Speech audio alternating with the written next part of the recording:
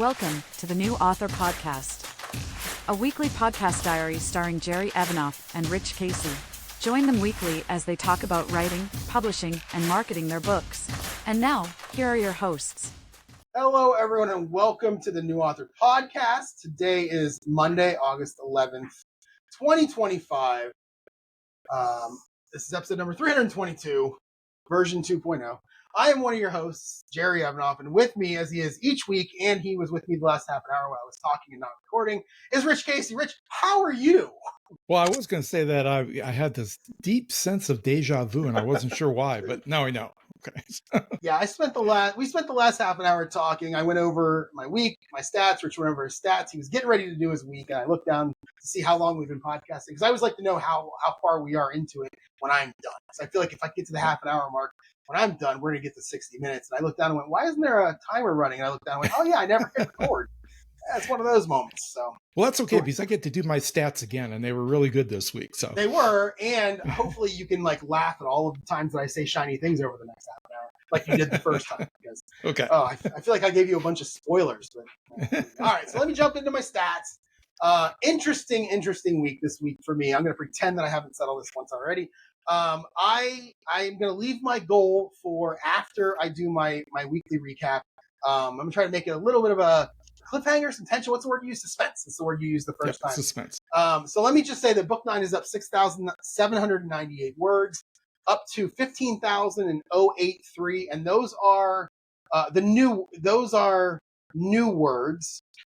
So I think I said that backwards. Oh, this is good. I can correct my mistakes. So we'll talk about whether I hit the goal. Well, actually, now I hit the 6,000. I totally screwed it. I botched this the second time. You're supposed to botch it the first time. So my goal was 6,000 words. My book's up 6,798. But here's the thing. Not all 6,798 were new words, what I meant to say. So there's a little suspense there, although I ruined it, of whether I hit my goal or not. That's what I was trying to say. For the year, I'm at 121,254 words. On my way to the 145,000 word goal that I planned. I think I'm going to get there with this book. I am about 7 chapters in. I'm at about 15,000 words. That equals around 40,000, maybe 38 to 40,000. And I need 24,000 to get to 145. So I should be able to get to my goal. And then my words per hour is up 4 words to 1,291. Blame that on the weekend because I had a really good weekend in everything that I was doing this week. So yeah, there we go. And like I mentioned earlier, I have to start saying every week that I'm not going to write. I don't have time to write. I don't feel like writing, because every time I do that and really mean it and really serious about it, I usually write my ass off. And that's what I did this past week. I wrote 12,532 words to bring the cozy mystery novel number 2 up to 39,830, and the first draft of that is complete. Now, whether or not that was done, there you go. That was a little more smooth. Yeah, you're always gonna cheer when you finish something. Yeah. Man. Now, whether or not that is due to heavy amphetamine use or what, we're going to find out. But my total words now for the year stands at 167,086 words of a 200,000 word goal. So I'm a little bit, about 33,000 words away from my goal for the year, which hopefully, since we have at least a whole quarter to go, a little bit more than a quarter. Yeah, a little bit more than a quarter, that I should be able to make that with no trouble at all. All right, well, let me jump into my weekly recap because, as Rich already heard, it was a good one. I had a great week, honestly, overall. Not just writing, overall. I had a great week. Last Tuesday, I was in the office. At lunch, I began working on the first scene of chapter 6. And oddly enough, Rich, you're not going to believe this. I wrote 1,084 words, which is the exact number that I wrote the previous Tuesday in my lunch break at work. I did not plan that. It just worked out to be 1,084 times. Wow, that's amazing. I know. I feel like I'm going to have to play the pick 4 in the Ohio lottery. So in the evening, I golfed. I won my match 12-8, which was nice. I ended with a 48. Easily could have been a 45, except I got a 7 on a par 3 after shanking a drive, which is always fun to get a 7 on a little par 3, but I did. And I'm telling you, what's good though is I'm to the point now where I'm not I bet you were in the woods and then into a sand trap. That's the only way you could do that on a Were par you three. there? It's so weird that you know that. Yes, I hit it literally I hit my tee shot literally at a 45-degree angle into the woods. And then my second shot, I had to pull it out, take a stroke into the sand, up on the green. And you always compound a lost ball with a 3-putt. I don't know how it works, but it always seems to happen. My strategy on those not short par threes, but on those par threes where it's downhill and then uphill, is I usually use a driver and I put it way back in my stance, so I hit a line drive so that it hits the upslope and it bounces straight up in the air. Now half the time it'll just plug, but other than that.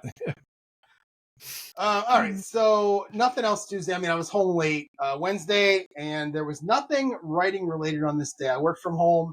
At lunch, I played my golf game. I hadn't played it in a while. If you remember last week, Rich, after we were done podcasting, I flipped camera so you could see it down here. Mm-hmm. And I didn't actually play it Monday, and I didn't play it Tuesday, obviously. So I played it Wednesday at lunch.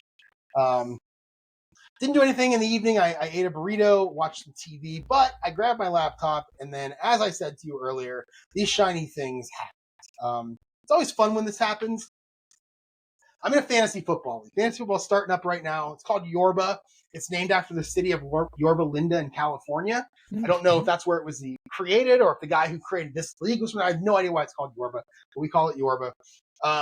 And I've been in this league 15 years. It's the league that I have played in with the guys I used to work with. I started the job in 2010 and got into the league immediately a couple months later. And so I've been in 15 years. It's not a normal league where it's like head-to-head, players' points. You literally draft your team. There's 9 of us in the league. You literally draft your team. And then each week, you don't get points, you get money. So if your quarterback throws for 200 yards, your quarterback just got you $1.50. And if your running back rushes for 100 yards, he got you $1. And if he gets 25 more, he gets another 40 cents. 25 more, another 40 cents. Your kicker kicks a 50-yard field goal, you get $2. Things like that. That's kind of how it happens. And then and I think I mentioned earlier, the formula for this now is at the end of the week, I take my money, multiply it by the number of people in the league, and then subtract everybody else's in the league. And it works out to either a positive or negative number. And if you add them all together, they equal 0. So that means the negative people end up paying the positive people. And that's how it works. But the thing is, it's not a normal league. It runs 18 weeks, and your score just compounds throughout the year. So if you have a bad team, you're going to lose a lot of money. If you have a good team, you're going to make a lot of money. I think I won this league back in 2017, 2018, and I ended up $480 up, something like that. But that's the only time I've ever won the league. And in fact, of the 15 years I've been in the league, I think I've only finished in the positive 4 or 5 times. Like, I'm just awful. Has anybody in the league ever reneged on paying? No. We're all friends. Okay. We're all friends. We all know each other. Okay. The most lost in one season was a little over $800. Oh, wow. Yeah. And there are people that I know who won't join this league because of that possibility. And I'm like, no, bring it on. I love this. I always walk into that draft thinking I'm the smartest person in the room, and then I just get crushed every time. So that's like walking into a casino with no limit on loss. So you're just going to go. Not smart either. So, and I'm awful in this league. And I had my laptop on my lap, sitting on my couch that night. Was it Wednesday night? And I decided to start talking to ChatGPT version 5 about that league. So I wrote something to the effect of, here's the scoring system. I'm terrible in this league. Can I feed you the draft results, the final standings, and the player points for the last 4 years? It's the same guys, the same group of managers. There's 9 of us. The year before, 2020, there were 8 of us, the same 8, and we just added an extra guy who's actually been in the league before. So I said, if I hand you these 4 Excel spreadsheets, and I think at the time I put it all in one spreadsheet. If I give you this, can you analyze it and give me why the owners who win all the time, and why the owners like me who lose all the time, Rich? He's been keeping track of this for like 35 years. He's got a spreadsheet that has every person that's ever played in this league and the amount of money they've won or lost. And on the right, there's a column that says your overall winnings or losings for the entire league that's ever existed. I'm second to last. The only guy behind me is still in the league, thank God, because he's terrible. And as long as he's in the league, I won't hit last place. But the minute he's out of the league, I might be the worst ever to play in this. Well, that was before Wednesday. So Wednesday night, I fed all this information into it. And I said, give me like a manager analysis, like a scouting report of each manager, and tell me why the ones that win. And it gave me this great, I don't even know if I could pull, I could probably find it real quick, but it gave me this great scouting report where it was like just a couple of paragraphs on each manager. I don't even know if I want to read it. I know this is a writer's podcast, and I don't know how many people actually care about this out there, but it's amazing to me, the information. This is ChatGPT 5. It's amazing to me what it gave me. And at the end of it, it said to me, hey, would you like me to build like a live draft tracker for you? And I just kind of let that go, ask some more questions. And then it said it again, would you like me to build a live draft tracker? And I said, wait, what do you mean by live draft tracker? And it told me, it said, something you can use during the draft. It'll have the tendencies of each manager that you play against, each manager. It'll tell you who they're probably going to draft, and it will tell you if it's a winning manager over the last 4 years or a losing one. And you can kind of get an idea how they draft so that you can draft the same way. And you still got to make the picks. You still got to avoid injuries, all that stuff. And I was like, that's the only thing I want to do right now. Yeah. Please and thank you. Yeah, exactly. And it was close to bedtime. I was getting up at 5 the next morning to go to work. So, I didn't do much that night. In fact, I didn't do any programming that night. I literally just read that. I think I asked it like, well, how will it work? Things like that. Uh-huh. And so I went to bed Wednesday night. Thursday morning, I woke up to an email from Matthew J. Holmes saying that at this moment, now I have access to his Amazon ads course version 2.0. I forgot that I bought 1.0. I couldn't even get to it link-wise if you said, look at your shortcuts and tell me how to get there. And I got the link now. This is great because I'm getting ready to get to the point where I'm going to start advertising. So I'm definitely going to spend some time over the next few months in this course. I thought about the same thing only with respect to Launchpad. Yep. And I realized one day last week that, it's probably been 2-3 years. It's gone through like 2 or 3 upgrades, and I haven't looked at it since then. Too.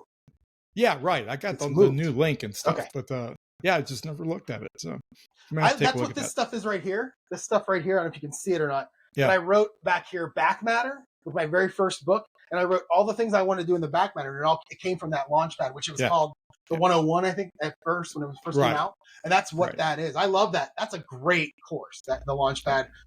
As what it is now. It is if you're a beginner, like you're first publishing your first book and you're self-publishing, it's a great course for just giving you the basics of the things that you should do. It's like a whole university curriculum, really. Yeah, it's great. So anyway, so I woke up to this email from Matthew J. Holmes. I saved the link. Like, I'm ready for that. I'm probably going to jump into that soon and just start going through it. But the problem is now I'm in the office. I'm working, doing some menial stuff that I could probably do with my eyes closed. And all that's going through my head is the shiny things, this website. And I knew pretty quick that at noon when it came to lunch, actually it was more about 11:40 when I go to lunch, there was no way I was going to be writing on this day. It just wasn't going to happen. So it's Thursday now. I haven't written yet this week, and the goal was 6,000 words. There was this tiny little shred of guilt that said, you probably should write because you gave them a goal. Actually, I wrote Tuesday. I'm sorry, I wrote 1,084 on Tuesday. But I knew, okay, I'm not going to write. So I took my laptop, went up front, ate my lunch, and immediately went to ChatGPT. I'm using, again, like I said, I'm using 5.0, fantastic, and I'm starting to program this website. And I said this earlier. It's almost like there's a little piece like going through the back of my head, like they make fun of, not make fun of. They say if you use ChatGPT to write your book, you're not a writer. I don't know if that's true or not. It's a little gray area. But as I'm doing the programming for this, as I'm typing ChatGPT what I want and it's giving me the code, I'm kind of thinking to myself, I'm not really a programmer right now. All I really am is someone who's copying and pasting, and then I make little changes here and there. But it's my program. I'm not selling it. Who cares? I do what I want. So I'm having a blast with it. I am making a lot of progress with it. And I only had lunch for an hour after I ate. You've actually had a promotion, because now instead of being a programmer, you're now a what I don't know what they call it in your industry, a development manager.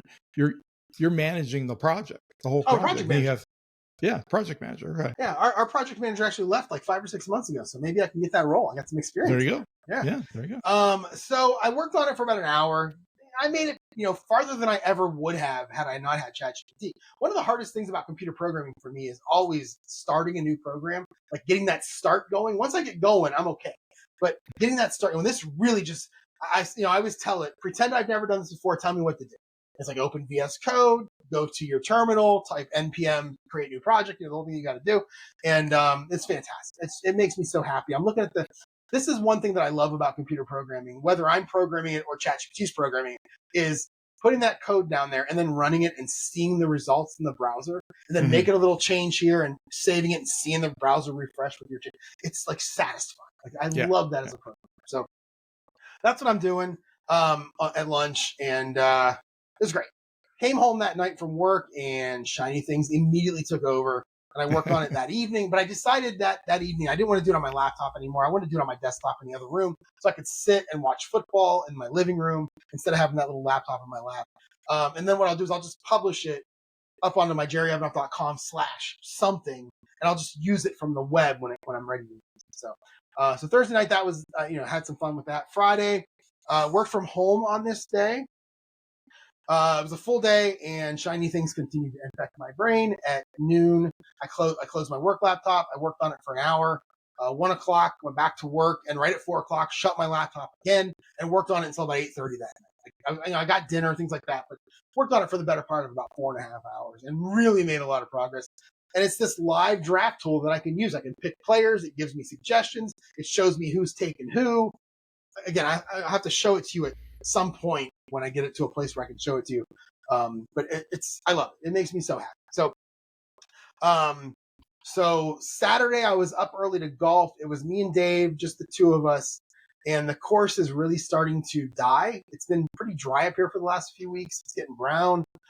The greens are starting to get some brown spots on them. But the nice thing about that is that means the ground is really hard. And when I hit my ball into the air, it bounces really high and goes another 50 yards. Fantastic. It's probably part of why my scores have been so low the last few months. I like to think there's some talent there, but it's been good. So I may have told you this one time, but about the time that I had a 1,500-yard drive. You did. You hit the road? Is that what it was? Well, no, it was the course was really up and downhill, and it was it was a baking summer, and it was hard as concrete. So I hit the drive straight down the fairway, and it just took off like a rocket. It was through the green, past the fringe, out onto a road, and down this side street that ran all the way down to the middle of town. Oh, Jesus. So I don't know where the ball ended up, but it was someplace down in the middle of town. Oh, that's great. The best I ever had was I had a 305-yard drive once on a hole that basically goes straight down the hill, and it's 300 yards. And I caught the cart path, and it rode it all the way down, ended up to the left side of the green. So I felt good about that. So it was just me and Dave. I knew it was going to be quick, but we both struggled. And on the turn, Brian, the guy who runs the course, he said to me, "I said, Jerry, how is it out there? He's really working hard to get this course and it's beautiful in the spring, and then throughout the summer, this is what happens every year. He does such a great job." And he said, "How's the course out there?" And I said, "I don't know how you did it, Brian, but you managed to make it simultaneously really wet and really dry at the same time because they're watering like crazy. Like they were watering out in front of us. So we'd look 2 holes ahead, and all the sprinklers are on, whatever you call it. Sprinklers, is that what I'm looking for? To water the fairway and the green and the tee and everything. And then they'd shut them off as we were getting closer, and we're walking up. It's like walking on a sponge, but yet the ball hits the ground and still bounces 50 yards in the air. It's great. Yeah. So me and Dave both. I forgot the great Daniel Mount to my story. I just want to add it in here. Oh, that is that after me, the buddy I was golfing with, he saw what happened to me, so he took out his putter and he used the putter from the tee and ended up on the green. Oh, nice. That was dry. That is a dry course. Yeah. Yes. That's nice. So I said to you earlier, and I'm hoping that we can work this in because it was going to be the title of the podcast. I said to you earlier that I was down on the second hole that day, and we were talking about how we come up with ideas. And I was down on the second hole that day. Actually, this was the next day, so I'll just bail. Okay, we'll bail on that. We'll get to Sunday. We'll talk about it. So then I got home. Again, we both shot 90s. Not very good. It's weird because back in the day, I would have taken a 90 anytime. But like the last 2 months, I've been in the 80s like crazy. I've been in the mid to low 80s sometimes. And getting a 90 just didn't feel good. I used to golf with a buddy. I probably said it on this podcast before. I used to golf with a buddy who always said that 90 was 10 strokes more than 89 because the 9 is 10 column higher than the 8. And it just feels like it felt like I played poorly. I literally missed the 80s by 1 stroke. So I got home that day, around, I don't know, 10:30 or so, 11 o'clock, and went off to, where did I go? Head off to Five Guys. And I knew that I hadn't written much so far that week. Again, 1,084 words on Tuesday and nothing else since then. And in order to hit my goal of 6,000 words, I was going to have to write a lot. And so I set a goal for 2,000 words on Saturday, 2,000 words on Sunday, and 1,000 words today to get me to 6,000. And did pretty well. I wrote the second scene of chapter 6. I made a few small changes to chapter 2. And then I wrote the first scene of chapter 7. I ended up with 2,841 words in 125 minutes. It was a great day. Sat there at Five Guys for a while. At one point, I'm the only one in there. I love when that happens in this restaurant. And I don't know how Five Guys survives. There's never anybody there when I'm there. But had a really good writing day overall. Came back home, played my football game for a couple hours. I was playing the 1965 Chargers versus the Raiders. Really fun game. When I started playing it, the Raiders were up, I believe, 20-7, and by the time it was over, the Chargers had won 26-20. It's a really fun game. And I love some of those players from the 65 season. Lance Allworth, one of my favorite players that I never actually got to see play. Then I went back to the Shiny Things, and for the next couple hours, I worked on it, making a lot more progress. This was Saturday night. And then I went to bed around 9:30 with the idea of, do I want to get up to golf or not? Because I don't golf well when I play by myself, and there was going to be nobody else with me on this day. Nobody else could play. And I generally this summer have not gone on days like that. I've just canceled it, not worried about it. But I had that 90, and I wanted to get the taste of that 90 out of my mouth. So I got up at 4:45. That's just when I woke up. And I wasn't golfing until, actually, no, I got up at 5, and I left the house right at 5:40. Got there about 6:30.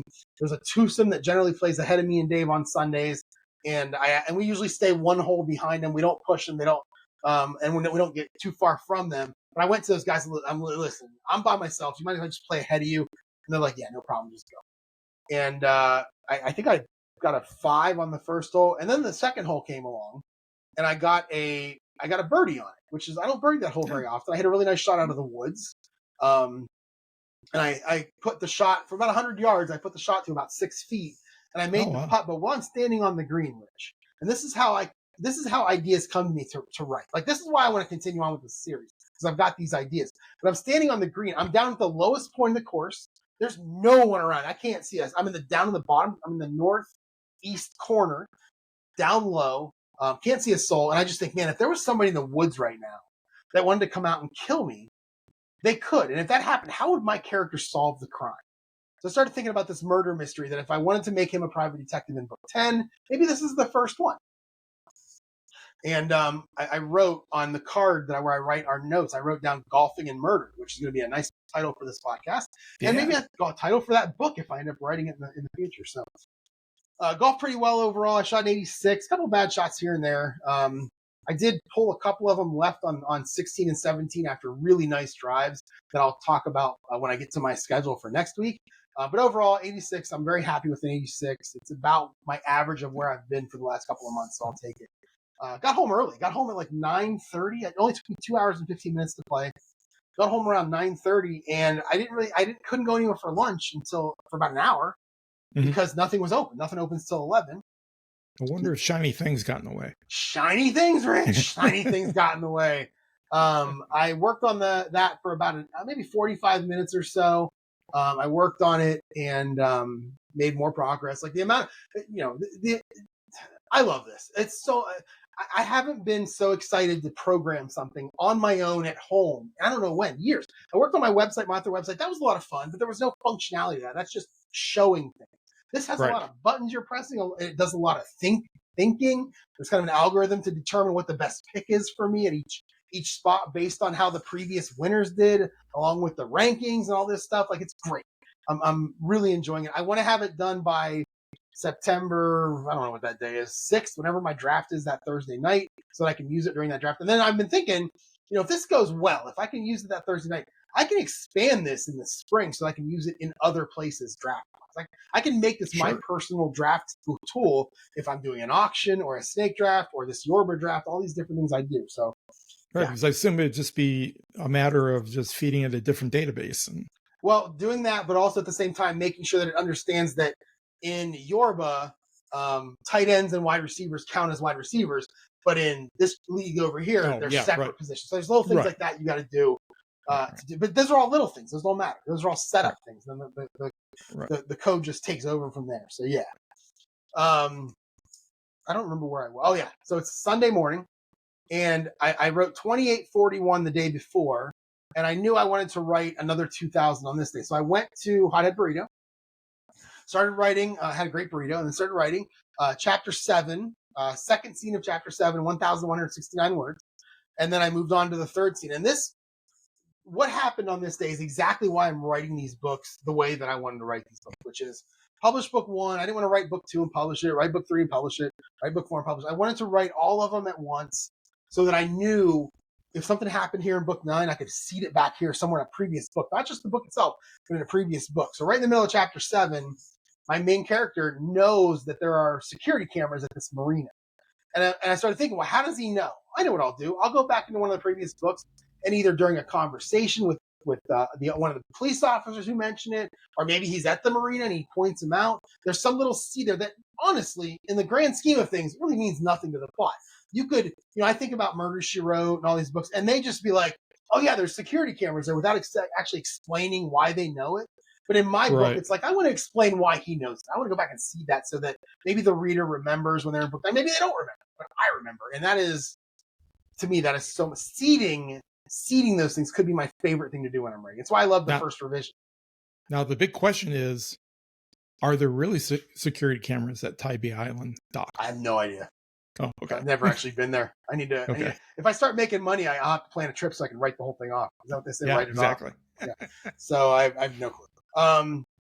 So I did that. I went back. In my Scrivener, I have a document at the very top of my series that says, it's like things I need to put into the series, but I don't know where they're going yet. So I take notes in there. There are other places where I'm like, put this back in book 4. So I go back into book 4 and make a note. But in this case, I don't know where it's going yet. So I just made a note for the overall series to make a change. Started working on the final scene of chapter 7. There's 3 scenes, 1,306 words. So for the day, 2,486 words.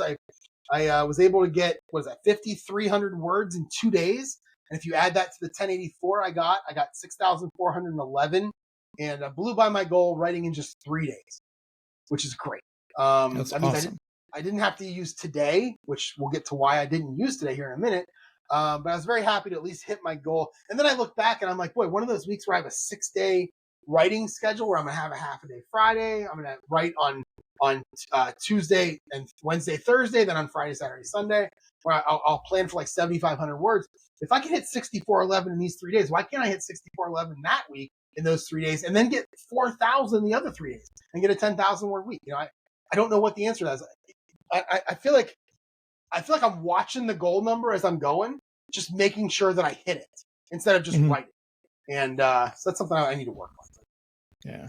So Monday, I came home, went to the grocery store, worked on shiny things some more, played my golf game a little bit. I have it set up right here in front of me. Like if you want to see, like here's Max Grazerman's card for 2024. He's one of the golfers in my game right now. Have it set up right here. I played that on Sunday. Went to bed and got up this morning, working from home this morning.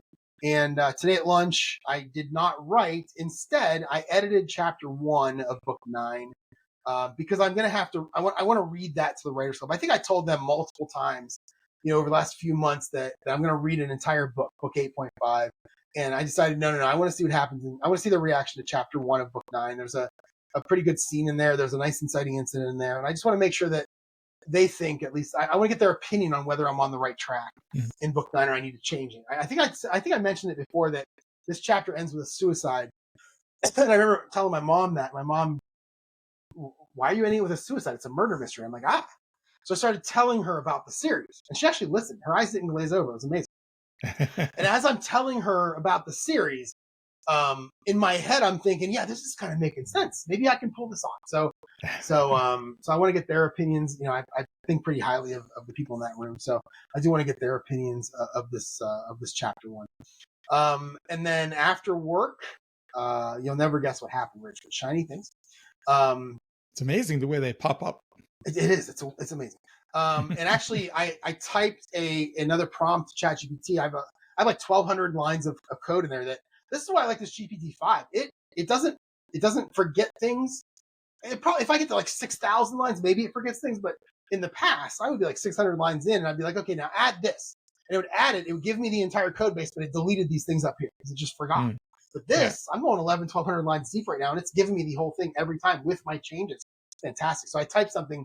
You came on a little bit early, and I typed something just before you came on, and it's just sitting in there the same way that I have chicken in the air fryer sitting there, and my clothes are in the dryer over here sitting there. So that when we log off, I got work to do. It sounds like yeah. it. So that was That must have evening. been what the beeping was that I heard That earlier. was probably the dryer because you couldn't hear it while I was running, but it did beep a couple times when it finished. So yeah, you wouldn't have heard it had I recorded the first 30 minutes of this podcast the first time. But anyway, so I finished editing that chapter 1. I probably need another run through before I read it to my writers club. But with the shiny things and the golf stuff going on for the next 3 days, it might not be until I read it to them where I get the actual first read through without any editing. So we'll see how that goes. But again, goal 6,000 words. I hit it hard. I hit it well on Sunday. 6,411 words, and I'm pretty happy about it. So overall, I had a really fun, great week. Other than that 90, gross 90. But I came back with an 86. So I golfed 3 times. I wrote 3 times. I've been working on the shiny things. Fantasy football is in full swing. Like, it's just, I love August. I'm such a fan of August. So, yeah. Well, I had to look it up while you were talking there, and apparently Tybee Island has security cameras monitored 24 hours a day near the Science Center, the pier, the Strand, and the parking lots. And that was as of 2017. So they probably have it at the boat docks too. And they're probably really advanced in the last 8 years too in terms of cameras. That'd be my guess. Yeah, I would think that's so. Perfect. That's fantastic. A lot of rich people go to Tybee Island. So yeah, I want to go there. My old boss used to go there and talk about it. That's where I got the idea of my character living there. She used to go there a lot, year after year and tell me all about it. I thought, man, I really want to go there someday. I probably just created that character and I put him there so that someday I could go there and write it off. Yeah, exactly. That's probably what happened. Yeah.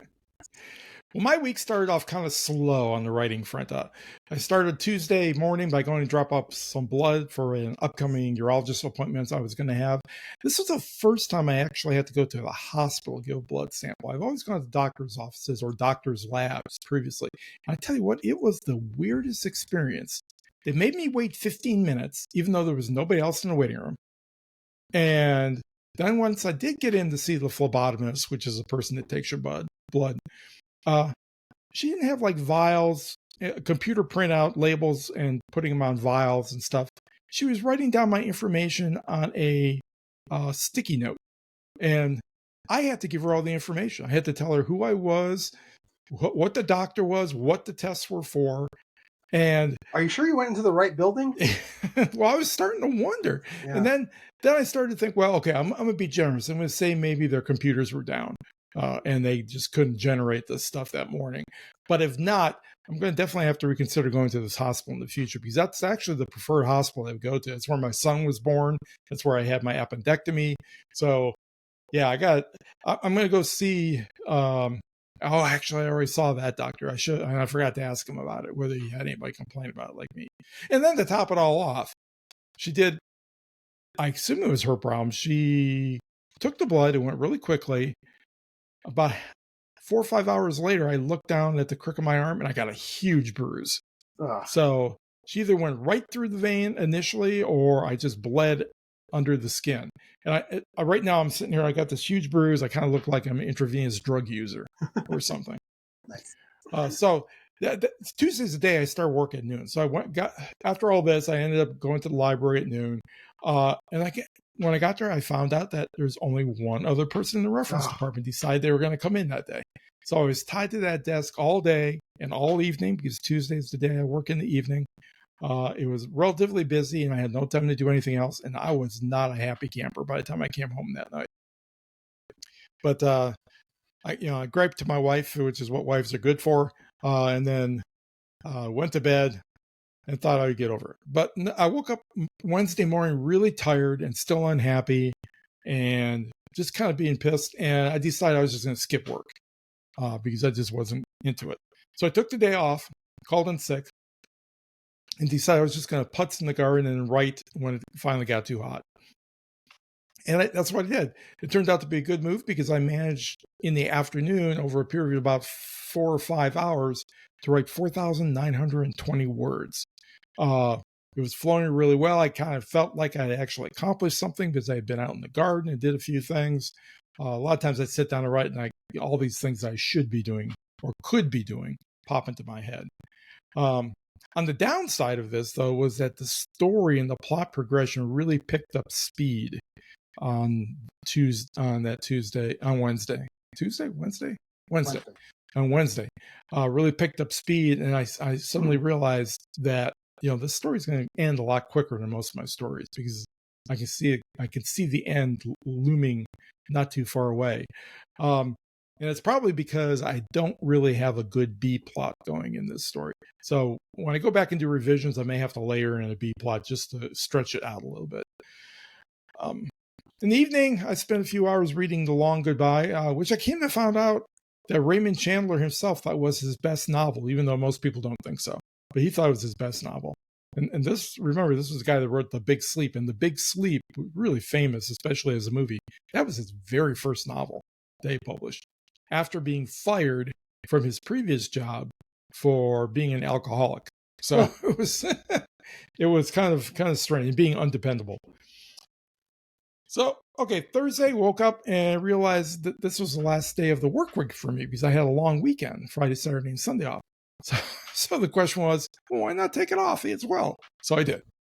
If everybody else can do this kind of shit, then I'm going to do it too. Mm-hmm. So I took it off, didn't feel guilty about it at all, and started writing about 10 a.m. and went to 5 p.m. Wow. And cranked out 7,612 words. I did have a very short break in there for lunch, but yeah. Are you tired? You find yourself you're getting tired? Oh yeah, definitely. I get worn out, especially the last couple thousand words of that were a push, because it was after the climax. I was just trying to wrap up a lot of little loose ends as best I could, knowing of course I'm going to go back and really clean it up in the revisions. And I finished the story, so that really made me happy. Pretty exhausted after that, so after dinner I did nothing but work on a puzzle and go to bed early. I didn't even read. And I slept really, really deep that night, which I don't usually do, but often happens after I finish a project of some kind or another. And I felt like that story was finished at that point. Friday, I was up early and headed to another doctor's office to give more blood for a physical I'm having next week, which will be this week, which is actually tomorrow morning. Okay. And then, then went over to the urologist for my appointment. Nothing new on the cancer front. Everything's still fine. So we just keep on monitoring. After that, I stopped at Chick-fil-A for breakfast, which was really good. Had their chicken bowl with extra tater tots thrown in on top of it. And then went over to Lowe's to buy some concrete.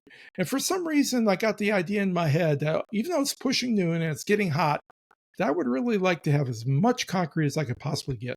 And the bed rating on my pickup is 1,600 pounds. So I purchased 20 80-pound bags of concrete. That's 1,600. And so when you start thinking about it, okay, so you got to pick up 20 bags and put it on the cart. Then you have to roll this cart out. I tell you what, try pushing a cart with 1,600 pounds on it. That I was putting my entire weight into it, all 220 pounds of me. Thank God the wheel got invented, because there's no way to do that without the wheel. Yeah, that's the only way they would do it. But I got it to the checkout, and then I got it to the car. But then I had to get it off the cart and up into the pickup bed. And I had so many people, because they're looking at this old guy doing, pushing all this cement around. So many of the employers were offering to help and stuff, but I'm still at a point where I can do it. It's really hard, but until I can't do it, I'm going to continue to do it, because as soon as I stop doing it, I won't be able to do it again. So I just want to keep on picking stuff up. Lowe's and Home Depot and places like that, this popped into my head just now. Do you think they should build, and maybe they do it, I don't realize it, but they should build the driveway, the parking lot, and the exit area, so it's just a hair downhill to help do something like that? They do a little bit. Do they do it on purpose, or? I don't know. That's brilliant if they do it.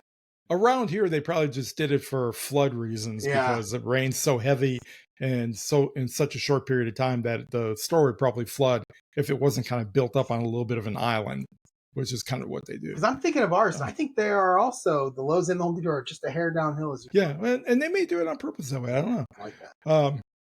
So By the time I was done loading into the car, I was just dripping sweat and wondering if it really was a wise thing to do.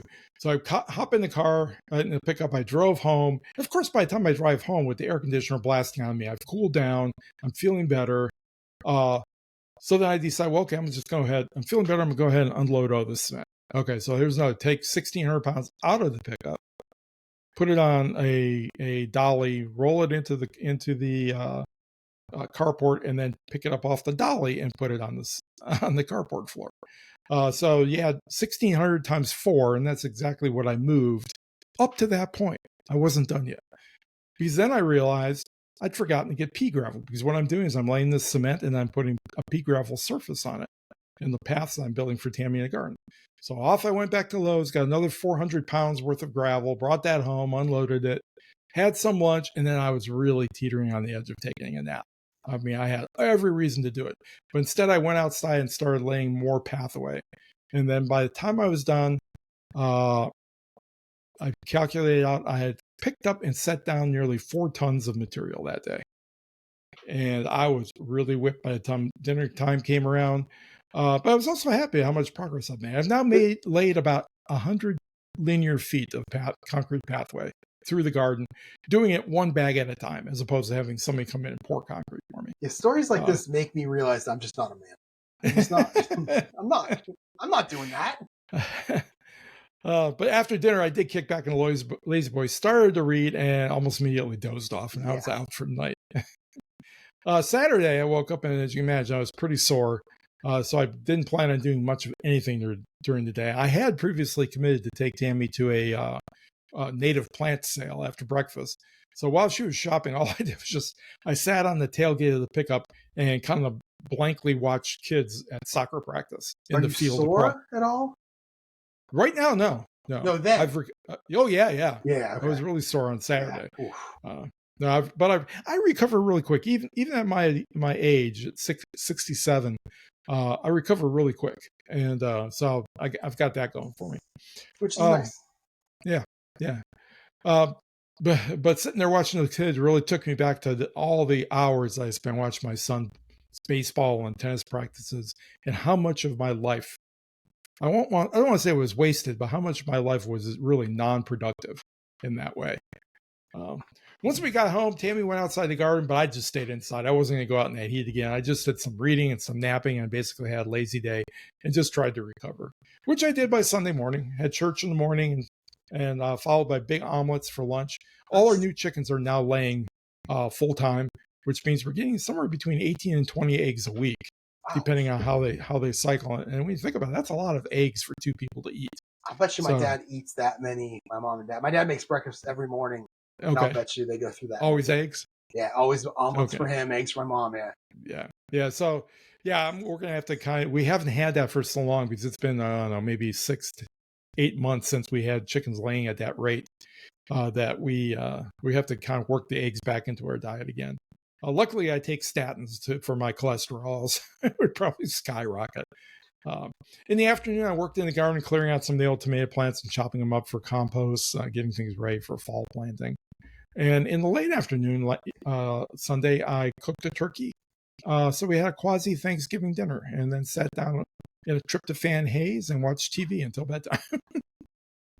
And then today, I was finally back at the library after taking so much time off, and on the desk first thing until noon. Foot traffic was really slow. I took off for lunch, didn't go back for another 3 hours to the desk, and then just I did some reading, got the book club coming up on Thursday. I'm only 1/3 of the way through the book, having a hard time pushing through it because it's definitely written for women, and it just doesn't really excite me. But yeah, I'll probably get it done by the time. I can read pretty fast when I have to. So it was a productive week, both writing and otherwise in the gardening area. But I only really got to write 2 days, which was really interesting. I did decide today, and actually yesterday partly, but today for sure, that I think I'm going to go back and I'm going to edit this story right now, because there are some definite things I want to put in there to try to extend it a little bit. It's at a little under 40,000 words. I'd like to get a B plot in there. I'd like to at least get it up to 50,000 if I could. But we'll see what happens. I'm going to start working on that. But then that was before I drove home and had the new idea for a really interesting hard-boiled detective story. So we'll see. I may kind of bounce back and forth between editing and writing the new story. And as far as my future running things to do, other than that new story, which will come up on the calendar at some point, I don't really have anything new. Yeah, I did add to mine the review the Matthew J. Holmes Amazon Ads version 2.0, of course. But other than that, I have nothing new on mine either. So, in terms of my addicted to, I mean, obviously, we know what it is. It's shiny things. Writing this fantasy football related JavaScript code with ChatGPT, and I mean, literally, we're gonna finish. I'm gonna hit done. I'm gonna go in the other room and get it creating, and it takes about 15 minutes to create, and I'm gonna be doing shiny things while I'm doing that. So it's gonna maybe I gotta fold clothes and put those away, but yeah, I'm and I have to get up at 9. I have to literally get up in 8 hours and 10 minutes. So, but who knows how long I stay? It's gonna be interesting. In terms of you. Yeah, well, my addicted to obviously is lifting heavy things and putting them back down again over and over and over. So that's a rough one. That is a rough one. All right. So coming up for me this week, there's going to be a little bit less in terms of writing these next couple of days because I have some short lunches coming up. I have my writers club Thursday. I have our book club meeting is Wednesday. So there's a whole bunch of stuff going on where I'm not going to get to write. Starting with tomorrow, I'll be at work in the office tomorrow, but I will take a very short lunch, probably a half an hour, probably no writing at all. I scheduled a golf lesson with the pro at the course I play in my league at 4:00. And it's because, a couple of years ago when I was still taking lessons and learning how to hit the ball, I had the guy at the same course. It's a different pro, but he told me, he's like, once you start getting that slice out of that weak 180-yard slice and you start missing left and you're hitting the ball farther, even though you might be pulling it left or pushing out there to the left a little bit, he's like, get that consistent. And then once that's consistent, then you take another lesson to straighten it out. Well, that's what I'm doing tomorrow. Take another lesson to straighten it out. My miss is consistently left. I think I mentioned on Sunday when I was playing by myself on 16 and 17, I hit 2 beautiful drives down the middle, long way. I'm probably 170 yards out with both of them, and I just pull the ball 50 yards to the left. So that's my miss. That's what I got to fix. So I have that lesson on Tuesday. So no writing will happen. Got my golf league Tuesday night, tomorrow night. We got 3 weeks left, counting tomorrow. So we're almost done. Wednesday, I'll be working from home, but this is going to be the second meeting of our work book club at lunch. So there'll be no writing on Wednesday. I did not read this book. Like you say, you're pushing through it. I did not read ours. I still don't know what it's called. I'd love to tell you what it was called, but I don't know what it's called. I have had multiple people, though, tell me it's terrible. It's really bad. I don't. And I've never been in a book club before. Have you been in book clubs before, the one that you're in now? Yes, I have. So the self-help genre does not strike me as a book you read for book club. No, it's not. That's what this guy picked. And, it's, and I think I mentioned the next one is called James, which I'm sure you've heard of. And I started reading that one and I'm like, I don't know if this is for me, but I'm going to go to the meeting anyway. I was originally going to skip it. I got talked into going, so I accepted the meeting. I'm going to go and probably just be silent the whole time. I don't have much to say. And, of all the genres, self-help is probably the one you would least likely pick for a book club. I mean, you could pick memoir, you could pick history, you could pick all those things that would generate a lot of conversation. And who knows, maybe this one will generate a lot of conversation. It depends on whether it hits a nerve with the people that are reading it or not. It has to do with coming back from something traumatic. Like, it's a rough read, according to a couple of people that have told me that. So, that will hit a nerve with a lot of people, probably. Probably not a positive nerve, though. I don't want to say anything bad because the guy is going to be in the meeting who picked it. My guess is he's going to like it, and I feel bad if everybody else hates it. So I don't know. Yeah, it's it's a weird situation to be in. Let's see. Wednesday night, nothing going on. Thursday, back in the office. I will write at lunch, but it's going to be another short lunch. Right at an hour, probably a little bit less than that, which means I only have about 40 minutes to write after I eat. I have my writers club that night, so I got to leave right at 4 to get home by 5:10. I can hurry across the road by 5:30. I will try to write, though. I'll shoot for 500 words on this day. And then again, I'll get home and immediately go to the writers club. But I'm sure there's football now. There's football on all the time now. It's preseason. I don't care. So there'll probably be a Thursday night game on that I'll check out when I get home. Friday, I'm working a half a day on this day, and I will go write at 11 a.m. The plan is for 1,500 words.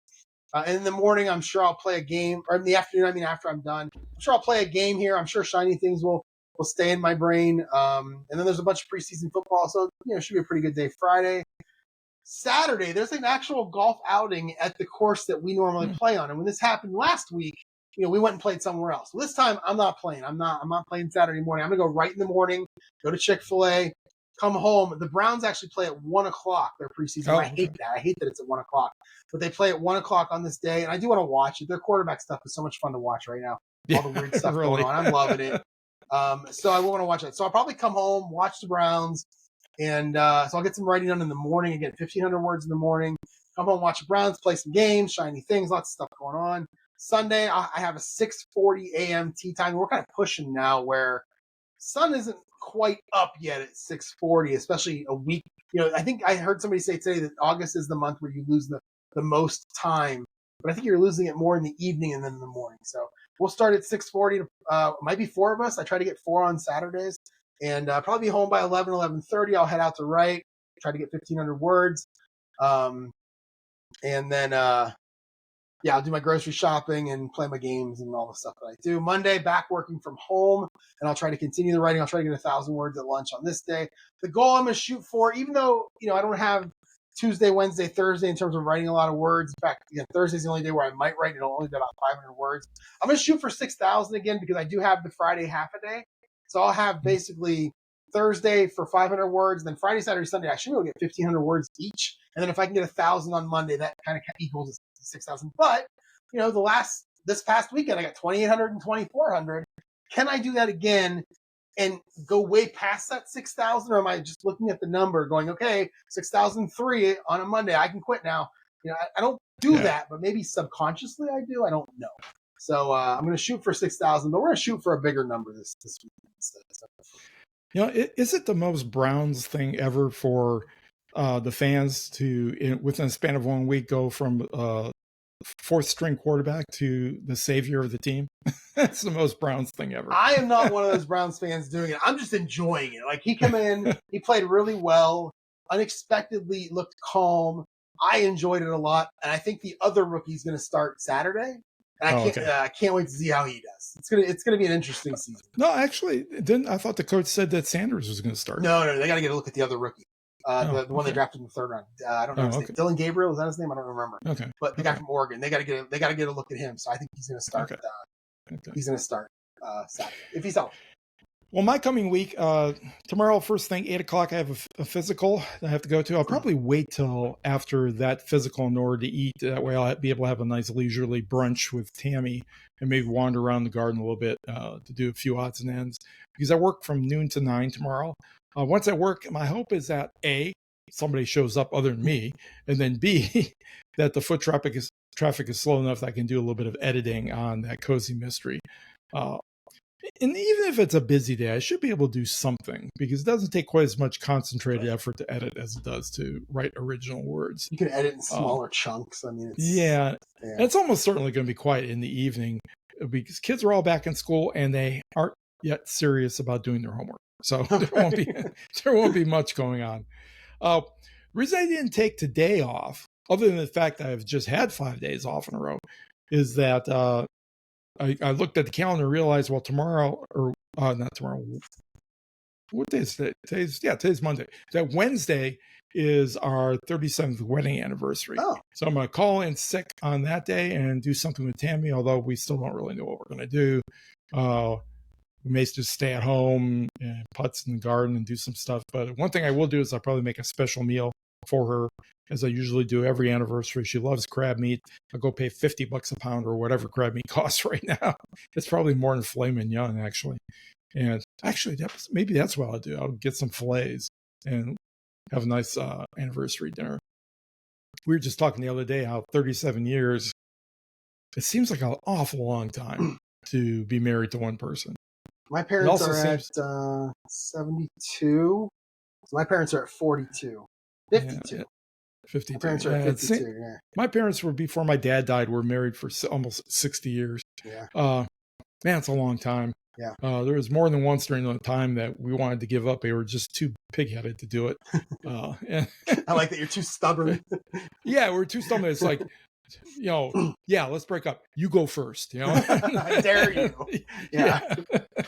And that just, it didn't happen. It was luckily we kind of worked through it. It was more just, everybody's changing hormones as you get older. You go through that spell where you're just, you're fucking mental, really. And, that's kind of what it was. Thursday through Saturday, those are all work days for me. I'll be tucking in some editing here and there where I can. There's this chance I might stop after work one of those days, or maybe more, and start picking up some more cement. I am not going to do 20 bags at a time again, though. Not again. I think I've done 16, I've done 12, I've done 20. I think 10 is probably a good amount. I can do 10 without thinking that I'm going to, if I'm not really, really careful, going to hurt myself. Yeah, 10 is a good amount for me to actually pay somebody else to do it. Yeah. Wow. Wait, so I have a driveway that's, yay wide, however a driveway is wide, and it goes all the way from the road. It's probably 60, 80, 70 feet back. I need new cement. Would you do that yourself? No, not a chance. Okay. I would form it up and everything. And I might, even if I was crazy enough, bust up the concrete and pull out the old stuff. Oh God. But yeah, that's definitely a job to get a cement truck in, because they just come in and they pour it right into the forms, and there's no It's so expensive. Oh, it is. It's really expensive. It's costing roughly, I figured this out now, I can't remember, but I think roughly $70 every 10 feet of this path that I do. I priced concrete a couple months ago, and it was going to be $6,600 for just not cement, but concrete. Cement's more expensive. Yeah, well, that's what I mean. That's what I meant, concrete. Yeah. Yeah. No, I know. I'm just saying, I priced concrete. Yeah, delivered concrete for the, Yeah, they would do the whole thing. I would do. Actually, that's pretty good. I mean, in terms of a price, given how much you just said there was. Yeah. Talking about things you got to do, the next thing I got to do is I got to get replace my water heater. I was up there the other day looking at it because I know they were doing some work on the gas lines outside, and so they had to turn the gas off. So I had to go up and relight the pilot light, and I realized that's the original water heater from this house, which was built in 1980. Wow. So got a lot of use out of it. Yeah, and I could see the jacket is rusting on it, and I really need to get before it blows, because it's literally right above my head in the attic. And if it blows, it's going to come right down through the whole ceiling. Yeah, I did mine 2 summers ago for the same reason. I actually got a new one put down. Yeah, so I'm going to have to do that too. So that's Thursday through Saturday. I'll just try to work things in as I can, do some work in the evening as I'm motivated. Sunday, I got the day off, so it'll be church in the morning and probably garden work in the afternoon. Nothing really special. And then Monday, I'll be back at work and just, again, do some editing where I can. Now, that story, like I said, it's just shy of 40,000 words. I'd be really happy if I could make my way over this next week through about the first third of it. So if I can get to maybe 13 or 14,000 words edited, that would be a good goal for me. It's probably a stretch goal, actually. Especially since I would like that 13 or 14,000 words to turn into something more like 20,000 words. We'll see if that happens or not. I did look back briefly today at chapter 1, and I saw a lot more I needed to cut than to add. So, oh no, maybe this story will end up to be a novella in the end. Sounds like a subplot. B-plot. Yeah, exactly. Okay, and stuff to share. I do have something to share this week. And that is, there was a new book published in 2025, earlier this year, and its title is V is for Venom by Catherine Harkup, and the subtitle is Agatha Christie's Chemicals of Death. Oh, okay. And there's let me see how many there were. There were apparently 2, 4, 6, 8, 10, 12, 14, 16, 18 or 20 stories that Agatha Christie wrote where poisons featured. And, she's well known for that. She studied poisons and stuff. But what was really neat about this book is the author goes through every story that Agatha Christie used a poison in and shows what Agatha Christie did in terms of using the poison, and then goes into a deep dive into the poison itself, how it's been used historically in murders and things like that, what it's been used medicinally. It talks a lot about its effects, how you can recognize it. as something that had been used, what the antidotes might be. And man, I was thinking, I haven't read it yet. I just kind of leafed through it, but I thought this would be a really handy reference to have just for writing mysteries. And it's kind of a neat cover too. Oh yeah, it is. Yeah. Well, it actually looks like her old Agatha Christie's old covers. Yeah, it does. The font is, a little bit. I mean, the title is a little bit of a. This is the end, and then there were none special edition. It looks exactly. Very similar to it. Yeah. I mean, it's kind of a crib off of and the author's name escapes me, where she did the alphabet, went through almost the whole alphabet before she died. Sue Grafton. That's what I thought this was when I saw you put it in the outline. I'm like, wait, Sue Grafton? She died like 10 years ago. Another book, like 15 years ago. Yeah. So that's a pretty cool book. I suggest looking at your library. I suspect we have it. Your library will have it, and give it a check it out. Yeah, definitely check it out. I know I have some poison in my series. I'm gonna have to check it out and see if I can do it. Like you said, it's great. Sounds for research. Yeah. All right. Well, that is going to be it for this week. Anything else? No, I'm through. All right, everyone. If you want to get in touch with me, Jerry at jerryevanoff.com. Jerryevanoff.com is the website, and I will get to updating it very soon. I'm actually getting to the point now where book 9 is close to. I'm not close to finish. I'm probably a third of the way through it, but we're going to get there soon. The goal is August. The goal is actually September 1st. It's the Monday, Labor Day. I get home from Vegas on the 31st, and I hope that on September 1st, I'm either finished or I have enough time, since it's an off day for work, where I can finish it up. And then as soon as I get it done, the question is, do I go to book 4.5 or do I go back to editing? I desperately want to start editing so I can get something out there. Right. But I do want to get 4.5 also written with a first draft, so who knows what I'm going to do here.